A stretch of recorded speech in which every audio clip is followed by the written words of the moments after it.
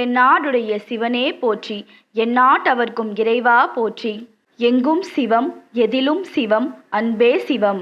சிவபெருமானை ஆதி கடவுளாக கொண்ட சைவ சமயத்தின் அன்பு நெறியையும் பக்தி நெறியையும் வளர்த்தவர்களில் முக்கியமானவர்கள் நாயன்மார்கள்.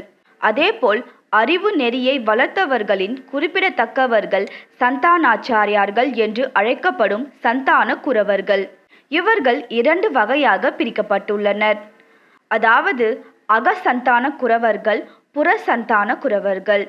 அகசந்தான குரவர்கள் திருநந்தி தேவர், சனத்குமாரர், சத்யஞான தரிசினிகள், பரஞ்சோதியர் ஆவர். திரு கைலாய பரம்பரை என்பது திருநந்தி தேவரை குருவாக கொண்டு தொடங்கப்பட்டது.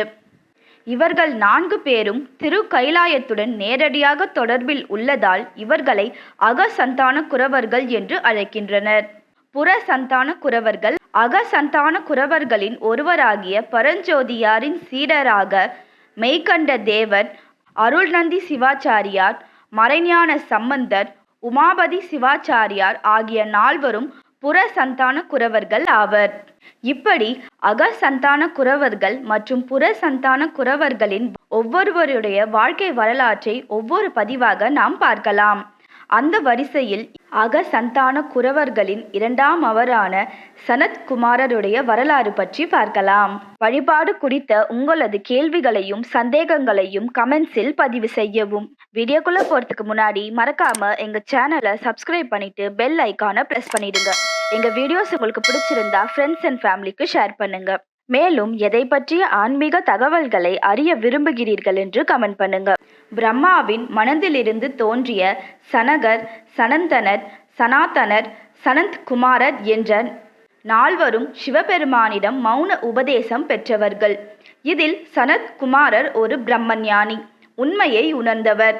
பிரம்மாவின் புத்திரரான சனத்குமாரர் எவ்வித ஆசையும் இல்லாதவர். அவர் ஆசையே இல்லாதவரா என்பதை சோதித்தறிய பார்வதி ஆசைப்பட்டார்கள். சிவபெருமானும் ஒப்புக்கொண்டார். அவர்கள் சனத்குமாரர் முன் தோன்றினர். சனத்குமாரர் அவர்களை கண்டு கொள்ளவே இல்லை. நான் ஒன்றும் இவர்களை நினைத்து தவம் இருக்கவில்லையே, எதற்கு இங்கே வந்தார்கள் என்று எண்ணினார். அவர்களிடம் பேசக்கூட இல்லை. அவரிடம் கோபத்துடன் பேச்சை துவங்குவது போல் நடித்தார் சிவபெருமான். ஏ சனத்குமாரா, நீ மகா ஞானியாக இருக்கலாம். அதற்காக லோகமாதா பிதாக்களான எங்களையே அவமதிக்கும் அளவு உனக்கு கர்வமா? வந்தவர்களை அழைத்து உபசரிக்கும் பண்பு கூட உன்னிடம் இல்லையே. சனத்குமாரர் எதற்கும் அஞ்சாதவர். அருமையாக பதிலளித்தார். உலகில் எல்லாரையுமே கடவுளாக பார்ப்பவன் நான். நீங்களும் அதில் ஒருவர். உம்மை கண்டு என் உடல் வேண்டுமானாலும் அச்சப்படலாம், ஆனால் ஆன்மா நடுங்காது என்றார். சிவபெருமான் சரி போகட்டும், ஏதாவது வரம் கேள், தந்துவிட்டு போகிறேன் என்றார். இதற்கும் சனத்குமாரர் அஞ்சாமல் பதிலளித்தார். எனக்கு எந்த வரமும் தேவையில்லை.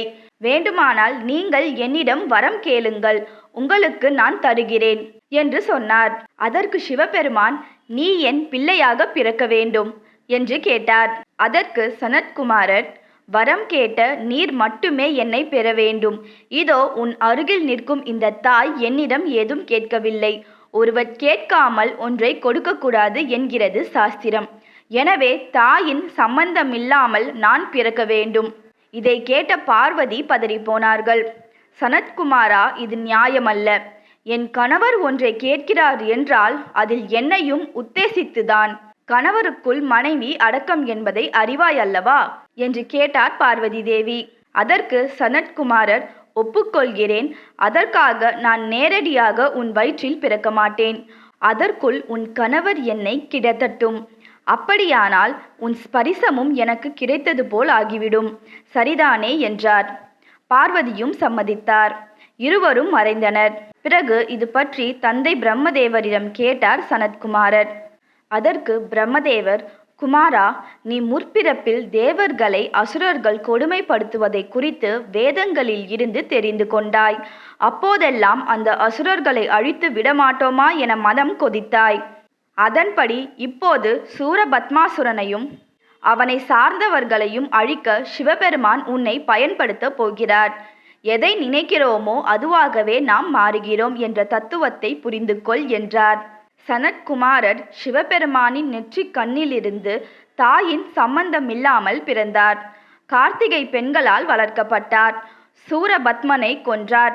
உடை மீது கூட ஆசை இல்லாமல் பழனி மலையில் கோவணத்துடன் அருள் செய்கிறார். வேறு யார்? கந்த கடவுளான நம் சொந்த கடவுள் முருகப்பெருமான் தான். இதுவே அகசந்தான குரவர்களில் இரண்டாம் அவரான சனத்குமாரருடைய வரலாறாகும். அடுத்த பதிவில் அகசந்தான குரவர்களின் மூன்றாம் அவரான சத்யஞான தரிநிசிகள் பற்றிய தகவல்களை பார்க்கலாம். மேன்மைக்கோள் சைவ நீதி விளங்குக உலகமெல்லாம். திருச்சிற்றம்பலம். சர்வம் சிவார்ப்பணம்.